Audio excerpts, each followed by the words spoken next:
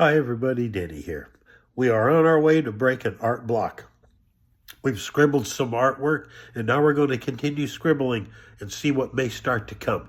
I'll meet you over at the easel. And here we go.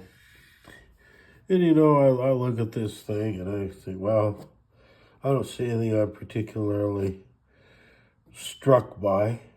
So I'm just going to take my little pen here and I'm just going to mess around and just put some lines on it and think about how rotten it is because I can't think of anything that I want to paint.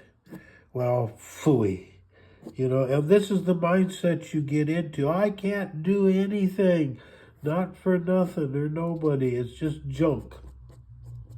You know, it's horrible. It's oh, woe is me, I'll never paint again. Well, once you start getting into that mindset, best thing to do is just start scribbling. Just scribble.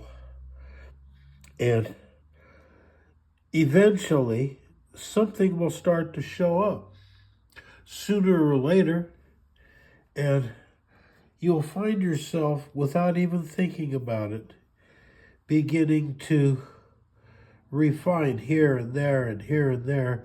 And then before you realize it, you're creating again. And this is the process that we're going through right here.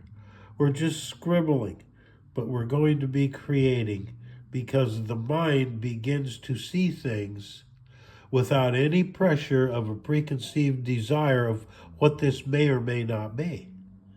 And you might go through 15 or 20 of these and they're all going in the garbage can. But your mind is beginning to be creative without limitations.